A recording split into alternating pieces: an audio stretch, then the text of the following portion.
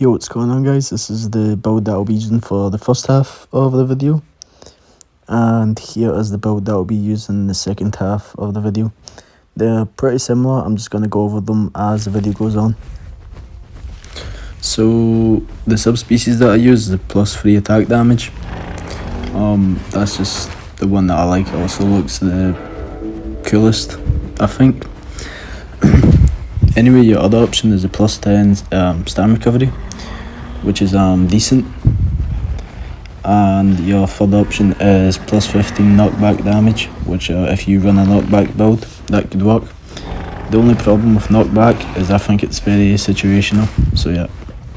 I'm going to go over the scutes, or your passive, sorry, which is scutes. It's your armor scutes. So each scute that you have, so you have a total of 5, each one gives you 10% armor, and every time you get hit, that scute resets. Also, you lose the scute. So you get hit one time, you go down to 4, which gives you 40%, and it goes all the way down to 0. And to recover these scutes, all you have to do is just not get hit for 30 seconds. You don't have to rest or anything, and you can stay in combat, but you just can't get hit. Now for my head slots, I use normal bite, which is just the most consistent. It does decent damage, there's nothing special about it. And then my second head slot, I use head slam.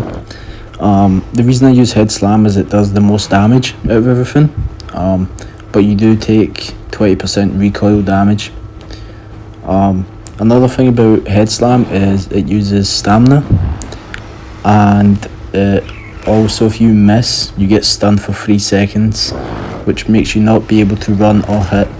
So you just need to be very careful with your missing. Other two options are horn swipe, causes heavy knockback and uses stamina, which it doesn't do that much damage, so I really don't like that one. Your other option is headbutt, a quick headbutt attack that will also hurt yourself with recoil damage up to 25% of your max health, which I don't really like that one either, because it doesn't do as much damage as head slam does. So yeah, it does do knockback. It's like in the middle of head slam and horn swipe. So yeah. Now for my first build, I use Juggernaut, which does 50% more damage when you're moving fast, and then 25% less damage when you're moving slow. So head slam is really good. Not head slam. Juggernaut. It's really good for killing big dinos that can't get out of the way of your attacks.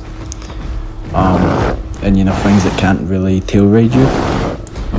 But the only problem is when you're fighting small things, you can't really sit there and face tank as much as you normally could, because you do 25% less damage. If something's on the move, it's really good as well, but I just feel like the small things can really cause problems for the Pycno when you run Juggernaut. Now for my second build, I use stability for my sense. Duke and Charge both use less stamina and have a faster cooldown. So that way you have a lot more stamina. You can juke a lot more often, so if you make a small mistake, there's not such a time for them to tail raid you. And it's just better for escaping by using your charges, and you can just charge more often.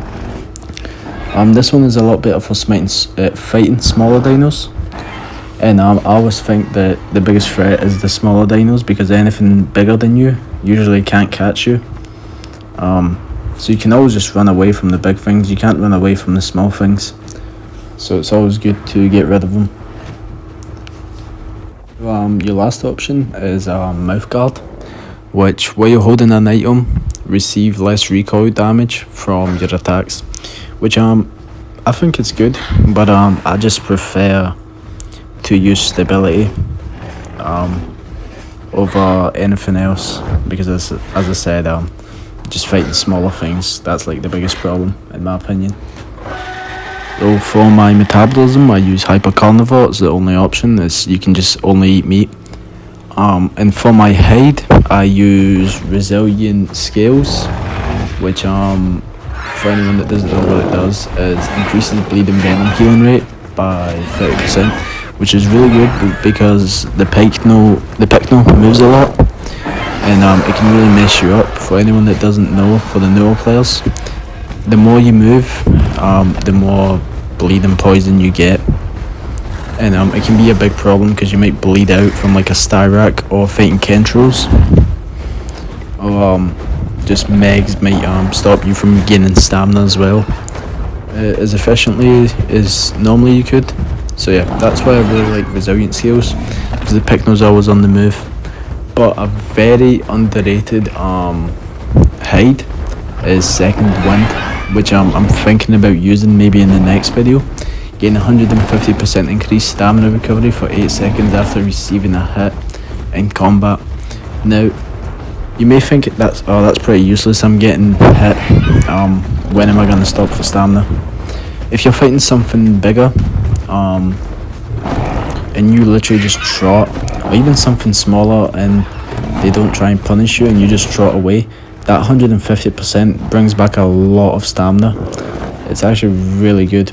I was testing it on Apache, so yeah, but I haven't really used it that much yet, so I'll have to do some testing and see how it is on official servers.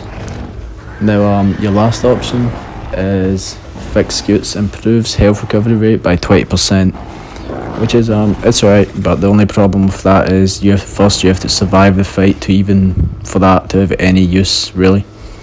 But yeah, that's probably better for fighting like bigger things and coming back in and out of the fight.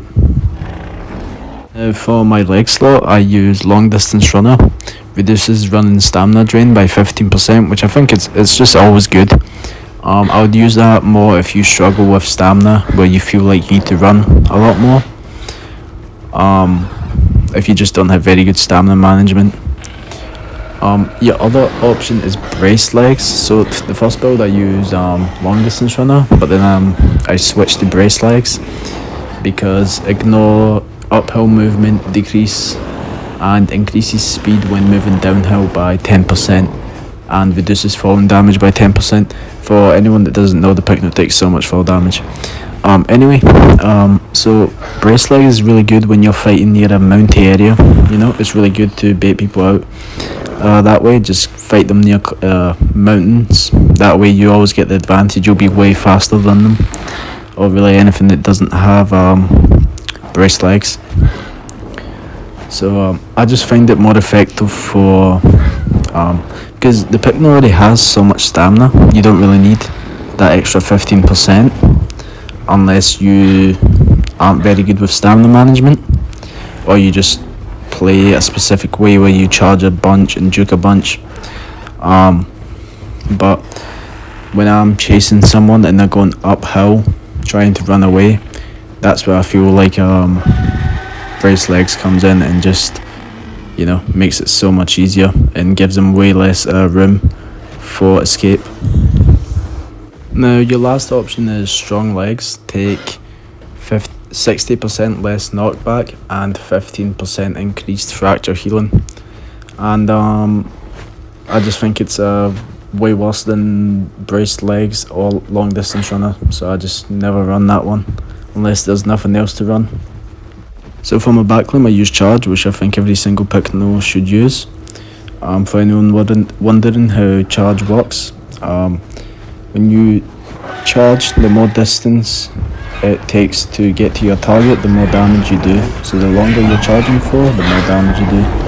The second thing I use is Juke, which pretty much just does a 180 and it turns behind you, which I think works really well with Charge because you can combo them together. You can charge and then Juke right into someone, so it's just really good. I also like Juke for fighting smaller things, so that way they can't tail ride me as much and I can just turn around and face tank them if need be. Your last option is the charge tail. It's called knockout, which charge up the tail attack to inflict heavy knockback based on how long it's held. It actually does decent damage as well. The only problem I have with this is it's just too predictable. It's a big long charge up that everyone can see and they just move out the way, and then you have like a 20-second timer before you can use it again, or cooldown, sorry. So yeah, I just think it's way too predictable and just not fast enough to be useful. Now Charge and Juke both use stamina, but moving on to the voice, I use deep breaths, which I think is the best one out of all of them. Improves stamina recovery rate while you're trotting and walking by 30% for 2 minutes. And it stacks up to 2 times, so you can get it up to 60% and walks in combat, and it can be used while deafened. So yeah, it's just really good for just because the Pycno's got really like he's got like the best trot speed in the game.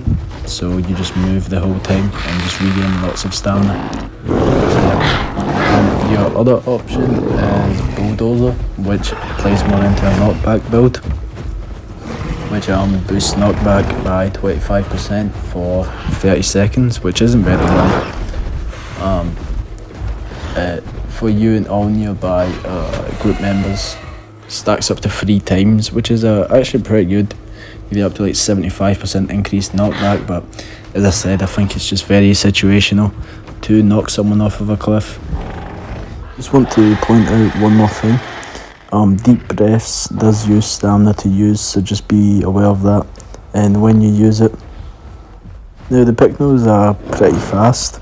It's not one of the fastest, but it is fast.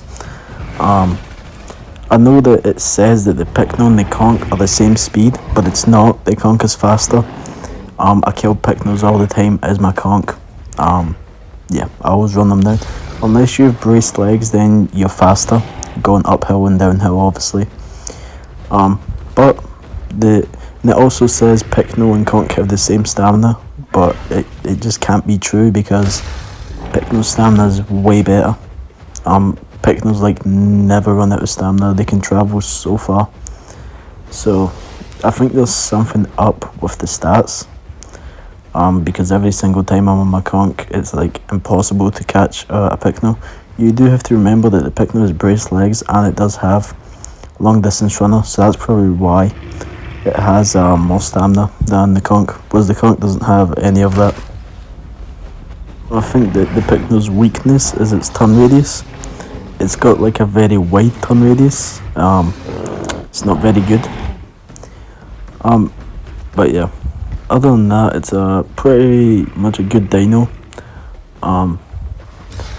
Another problem I have with the Pycno is a lot of big groups use the Pycno, so if you're a solo Pycno, it's kind of difficult to play it, because I feel like fighting the same species of your dinosaur is a lot harder than fighting something else. And that's why you see me play on Gondor for this video, because Gondor is a lot more nicer for solo players and even newer players, whereas Pandora is just filled with just these big packs, and it's like way harder to fight, you know, that many people. Whereas Gondor, you meet a lot of the solo players. So much harder to run into solo players on Pandora. So yeah, and it's also just less toxic on Gondor. In this clip I was using the stability build. I didn't have Jug, which Jug really would have helped right here, because you know I'm fighting something big, you can't really get out of the way, and you can't really tail raid me either. So Juggernaut would have been really good for fighting this boss body. But as I said, I just think that fighting smaller dinos should be more of a priority, because they're the things that can run you down and kill you, you know. You never really have to worry about a boss body coming over and you know, tail raiding you. But yeah, I would also like to point out a thing. Charge, when you're fighting Hatsies and you charge a Hatsi and it lands, it takes them out of the air, so they can't start flying away from you if you charge them. So just keep that in mind.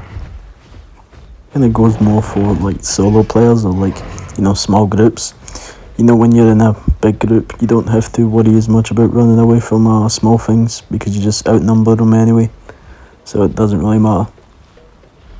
I do think that the Pycno is a more higher skilled player, a dino, sorry, because it's got, you know, a good choice of builds if you want to, you know, run jog or stability. It's up to you.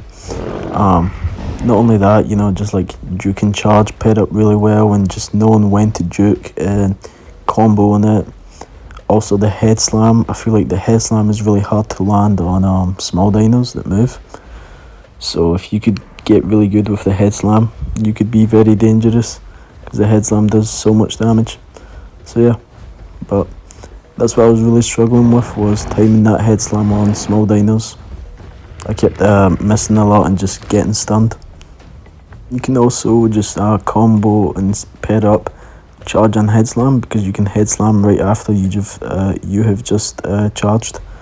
So yeah, it's really good. But as you can see, I'm fighting this bars, and I tried my best, but this guy is so tanky, and I could have healed, but I really just wanted to see if I could finish this guy off. And I knew just one tail slam would finish me off, but it's always worth to give it a shot.